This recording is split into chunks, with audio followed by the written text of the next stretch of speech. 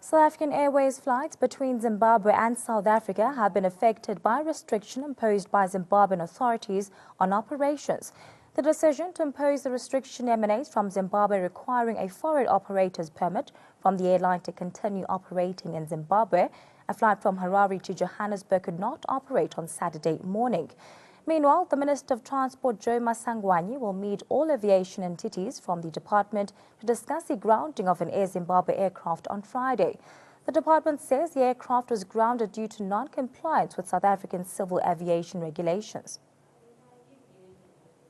Well, joining us on the phone line is Mnisi, the Minister of Transport spokesperson.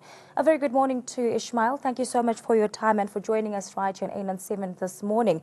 Just start off by giving us more details surrounding the cancellations of flights between Zimbabwe and South Africa yesterday.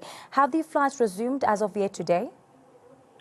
Well, Matapelo, I can confirm that the flights are now the restrictions have been removed from both the Air Zimbabwe side and the SAA.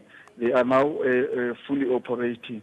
I can also confirm that what led to these restrictions was that Air Zimbabwe aircraft operations by the South African Civil Aviation Authority has been established that the carrier did not comply with the applicable international standards and the South African Civil Aviation regulations. So as a result, they were then restricted for them to produce the foreign operator's permit.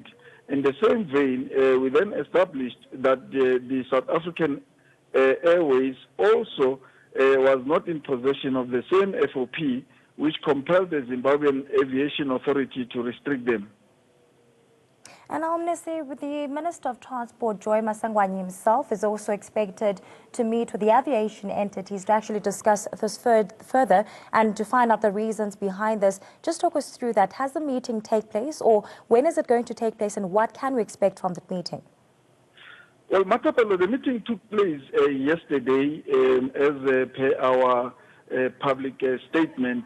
And this meeting led to these restrictions being uplifted and for both the airlines to uphold to the regulations and also the ICAO standards. As you can, as you understand that we are operating as well in an international standard, and South Africa is rated among the best when it comes to aviation safety. So we had to ensure that all airlines operating in our airspace complies to these regulations, and indeed they have complied, and hence the restrictions are uplifted this morning. Well, Mr. Mnisi, thank you so much for your time and for speaking to us this morning right here on 8 on 7.